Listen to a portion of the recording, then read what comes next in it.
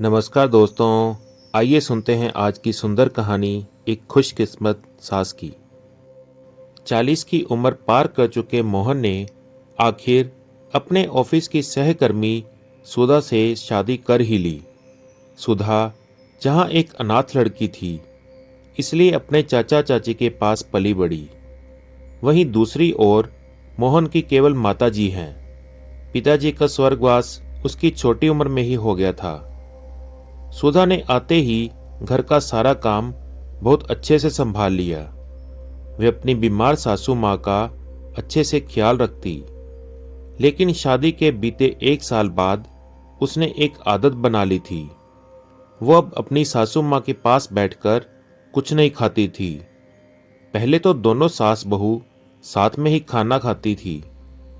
सुधा की सास सुषमा जी पहले रसोई के काम में हाथ भी बंटवाती थी, इसलिए उनको सब पता होता था कि रसोई में किस डिब्बे में क्या रखा है। लेकिन अब बीमारी के कारण वो रसोई में भी नहीं जा पाती थी।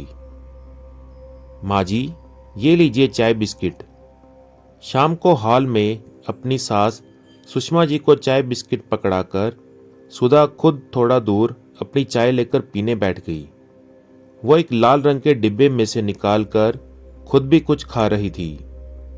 सुधा को कुछ खाता देखकर उसकी सास सोच रही थी कि पता नहीं ये सुधा बहू मुझे बिस्किट देकर खुद क्या खा रही है।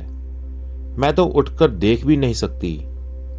ओह, शायद इसी बात का फायदा उठाती है। सुषमा जी के सास के दिमाग की घंटी टन टन बजने लगी।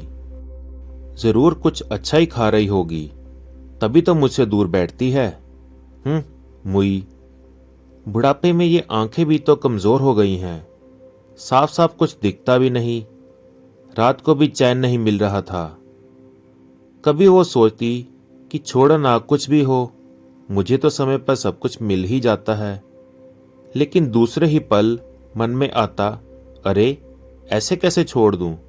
आखिर पता तो चले कि डिब्बे में क्या है।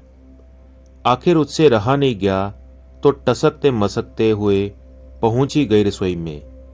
मन ही मन बुदबुदाए जा रही थी कि कौन सा डब्बा था। अरे हाँ, लाल रंग का था, मिल गया। लेकिन थोड़ा ऊपर है, हाथ ही नहीं आ रहा।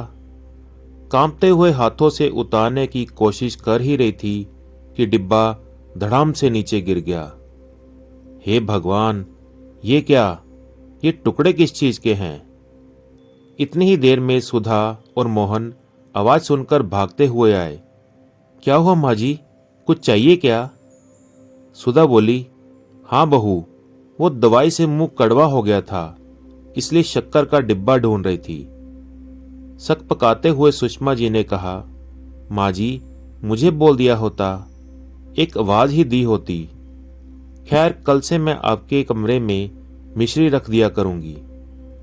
बल्ब की रोशनी में ध्यान से उन बिखरे हुए टुकड़ों को देखा तो पाया कि मीठे नमकीन बिस्किट के बचे हुए टूटे हुए टुकड़े हैं। सुधा फटाफट उन बिखरे हुए टुकड़ों को साफ करने में जुट गई। बिखरे हुए वो बिस्किट के टुकड़े मानो कांच की तरह सुषमा जी के मन को भेद रहे थे। कितना गलत सोच रही थी मैं।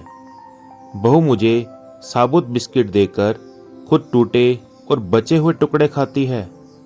छी, अपनी ओछी सोच पर सुषमा जी को शर्म आ रही थी।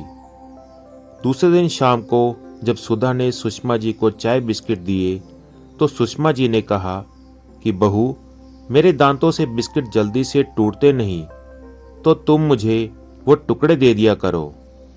सुधा ने मुस्कुराते हुए कहा, अरे नहीं माँ जी, वो तो जब भी कोई नया पैकेट खोलती हूँ कुछ टुकड़े निकल ही जाते हैं, बस उन्हें अलग डिब्बे में रख देती हूँ।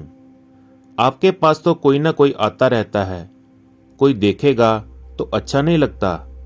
हमारे घर परिवार के सम्मान के बारे में कोई कुछ गलत सोचे, ये अच्छा नहीं है। मैं तो अंदर की तरफ बैठकर खा लेती हूँ। कोई आने वाला होता है तो डिब्बा बंद कर देती हूँ। सुधा की ये बात सुनकर चाय पीते पीते सुषमा जी की आंखों के कोर भीग गए। ऐसी बहू पाकर वो खुद को आज दुनिया की सबसे खुशकिस्मत सास समझ रही थी। तो दोस्तों, कैसी लगी आपको ये कहानी? प्लीज़ कमेंट करके ज़रूर बताएं और इसी प्रकार की अच्छी अच्छी और सुंदर कहानी सुनने के लिए चैनल को फॉलो करना और सब्सक्राइब करना ना भूलें। धन्यवाद। जय श्री कृष्णा।